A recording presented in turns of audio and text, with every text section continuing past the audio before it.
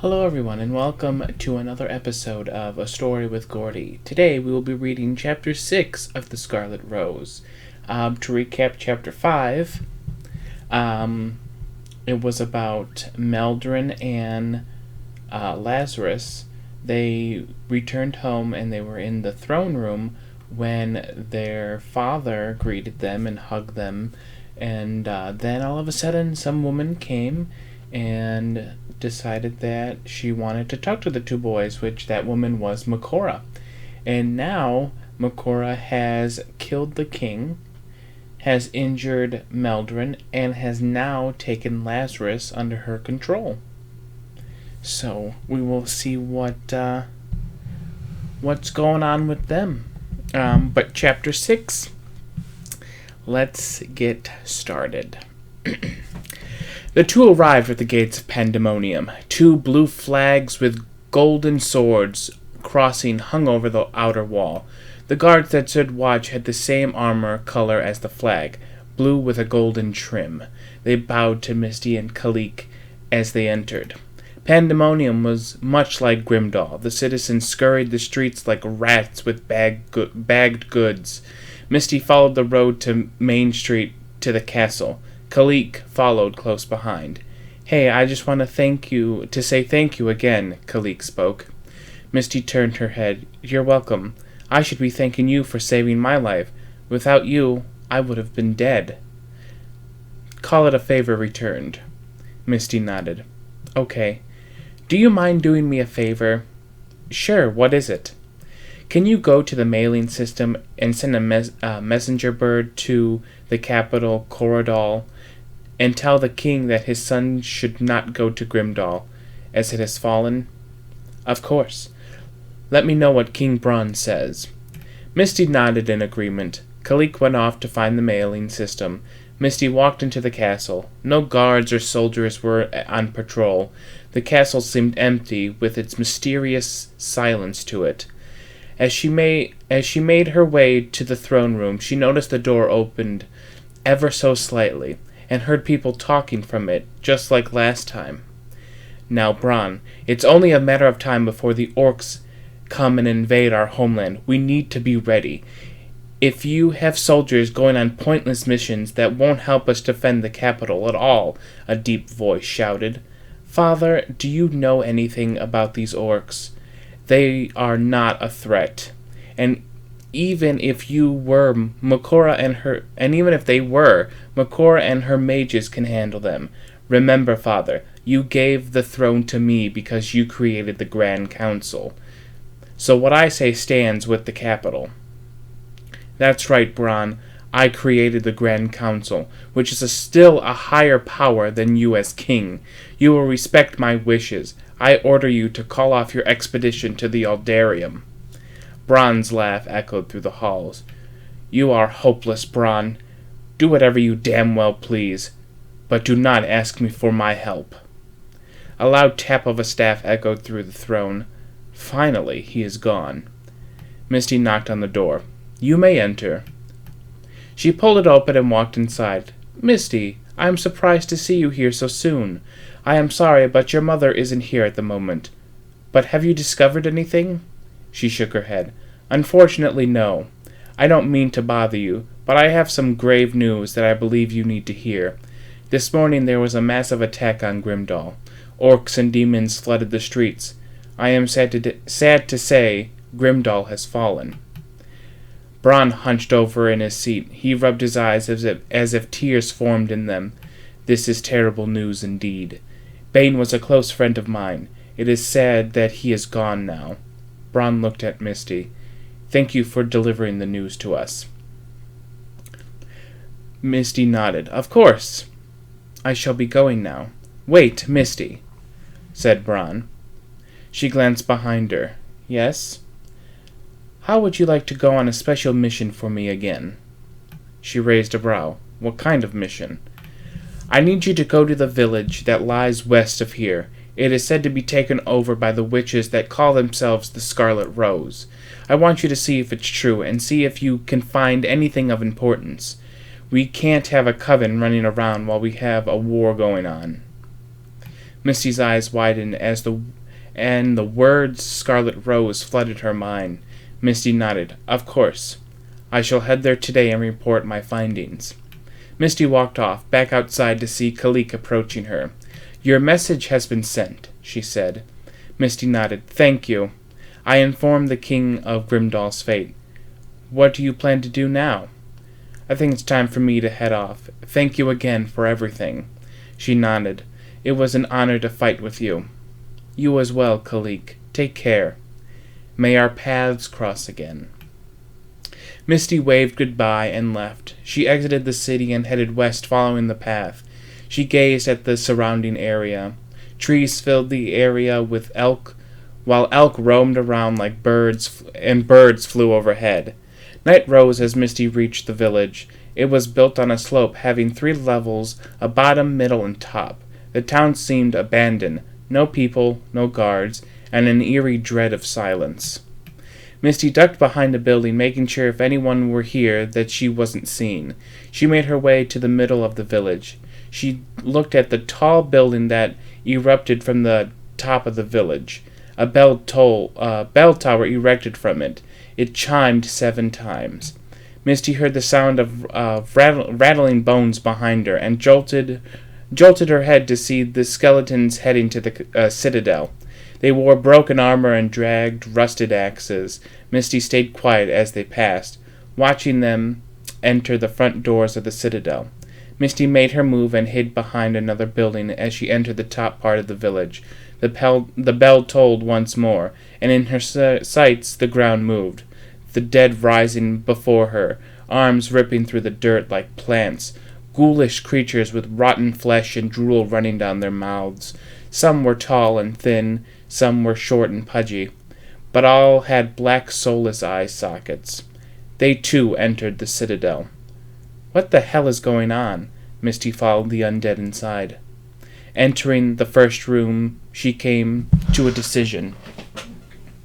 There were several ways that she could explore. A staircase spiraled up, while 2 hallways were visible to go down.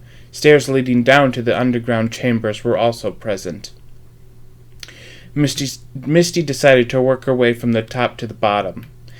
She took the stairs to the second floor. Upon arriving, she saw shelves filled with books.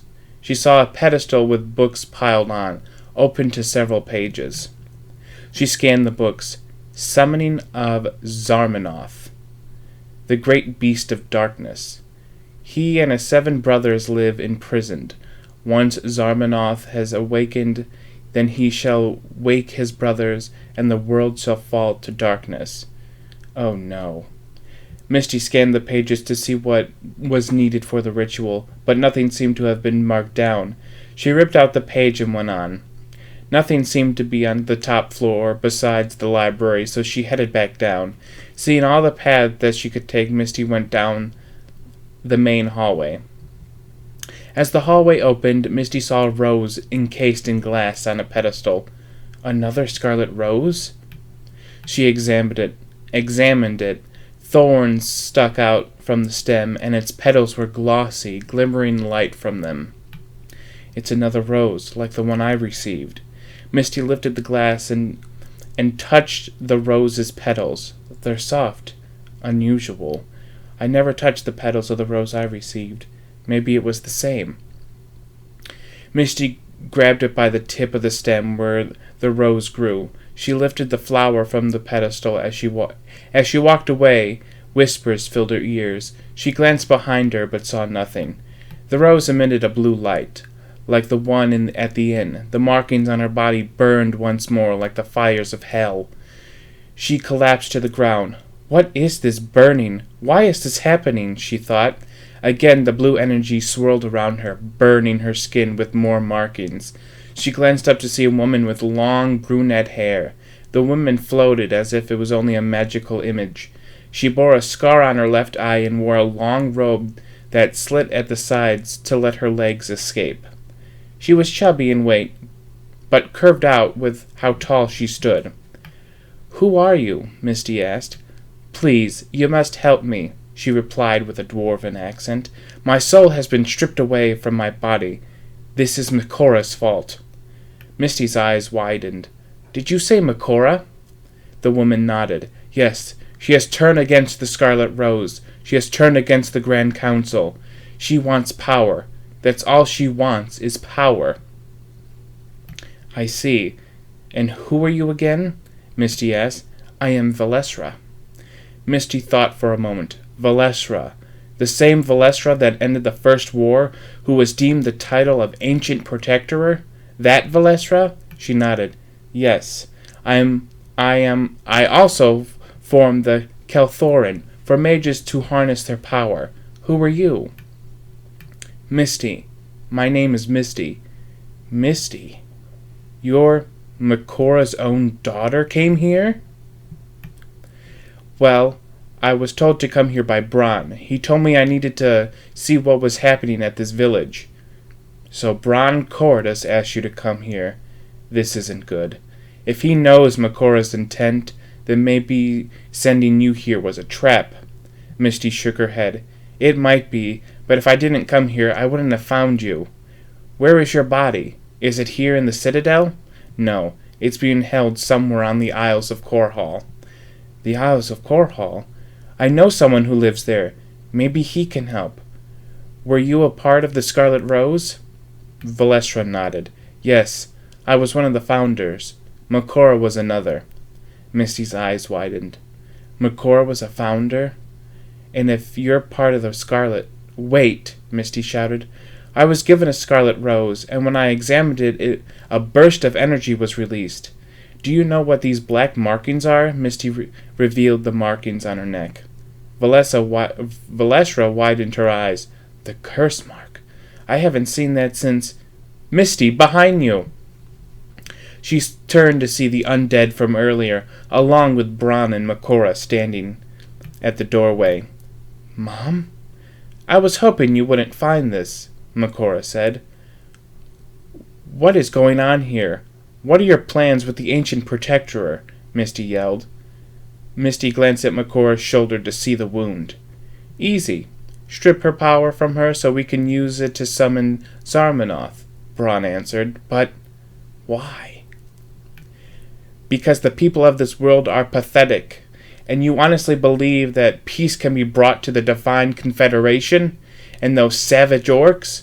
Why waste our time when we can enslave all of mankind? Misty shook her head. No, that's wrong. Macora grinned. Come join us, Misty. Watch as these pathetic people kneel before us. You can become a god. Don't listen to her, Misty. They are corrupted. You need to run. Bron held his sword at Misty. You aren't going anywhere. The citadel rumbled as if an earthquake erupted. Misty, along with everyone, fell off balance. Misty, go now!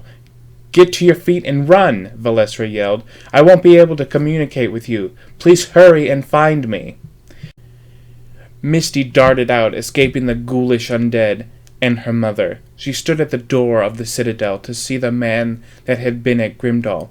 He held his hand out, as if he was the one that was causing the earthquake. Leave.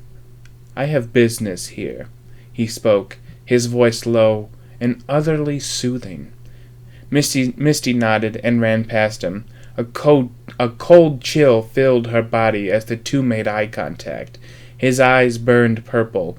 A small grin reached his cheeks. Misty ignored it and left. Nowhere to go, she headed to the closest town, a small village known as Creeksboro. And that is the end of Chapter 6. So yeah, pretty intense. We are finally getting to the part where things are starting to get good. So thank you all for watching. Before I go, let me know what you all think about Chapter 6 and about the rest of the story so far. It's getting very interesting, and all I have to say is that it gets more interesting later down the road. But yes, so what are your predictions? What do you think is going to happen? I know some of you have been making predictions, and I keep forgetting to read them. I gotta get a journal and start writing them down. That way, in every video in the beginning, I can start saying the predictions. So, yes. So yes, thank you all so much for watching. I really appreciate it. I hope you all have a wonderful day. Remember to be the best you can be. Remember to like and subscribe if you want to see more of my videos, if you want to see more of me reading, cooking, or even playing games. And with that, I hope you all have a wonderful day. And I will see you all in Chapter 7. Bye!